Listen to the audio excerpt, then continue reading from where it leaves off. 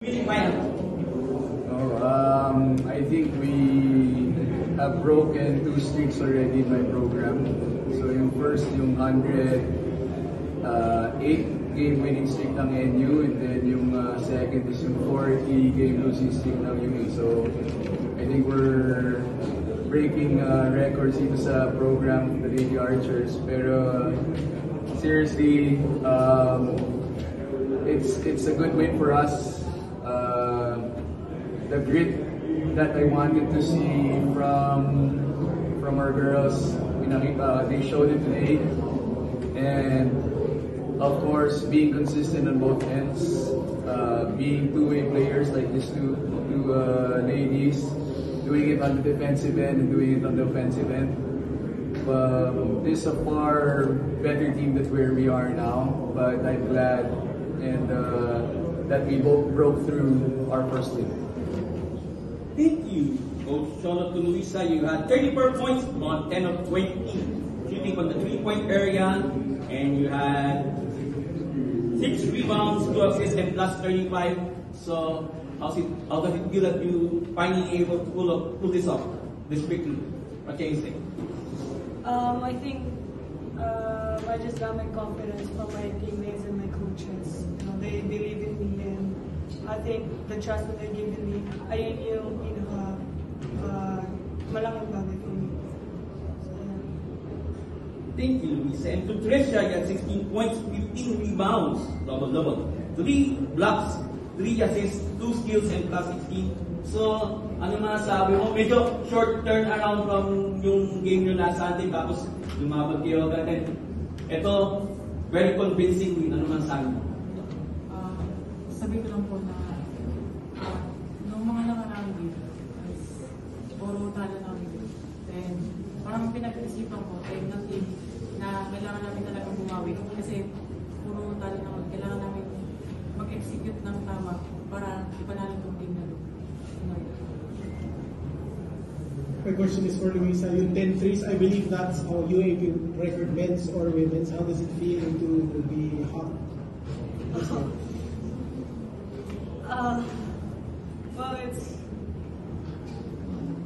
I don't know, kasi I don't know the records, but grateful. I'm not expecting that. I just do my role, yung pinapagawa sa akin ni Coach Cholo. And I think it starts from yung pinapagawa sa akin ni Coach Cholo and yung role namin. Coach, my question, you led by as many as 25 points. How does it feel the game plan? The girls are determined to win their first game of the season. We did it on both ends of the floor. Wanting it on defense, making those stops, doing the proper rotations defensively, and then those 10 threes by Luisa were not forced shots. Those were from ball movement, proper execution on offense, and it was just fortunate she was wide open and making her shots.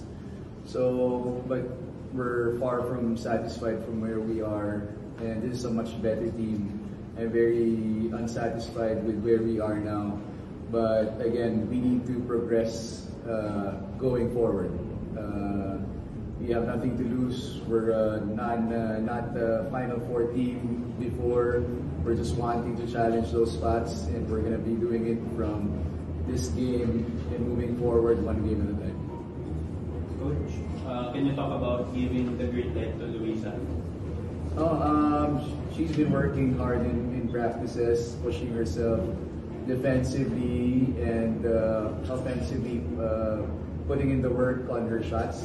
That's why during the game, when she was wide open, she was just taking those open shots. This girl doesn't lack confidence. Every time she has the ball, she'll try to score the basketball. She's very skilled on those aspects of the game. Pero what's very glaring in this game was she was able to make those stops. Proper rotations, challenges, rebounding the basketball, doing everything that she can with 31 minutes, but very efficient on being plus 35 on efficiency and scoring 34 points and grabbing 6 rebounds.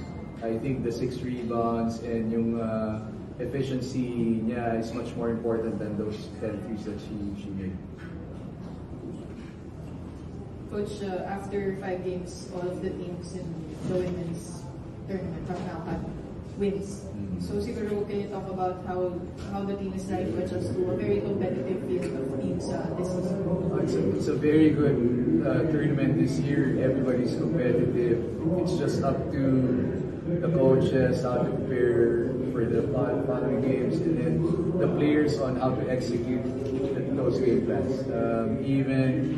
I think the top 4 teams now are very beatable. We just need to be better on execution on both ends for us to get back on the winning track. And this game is going to give us a morale boost for us to progress forward.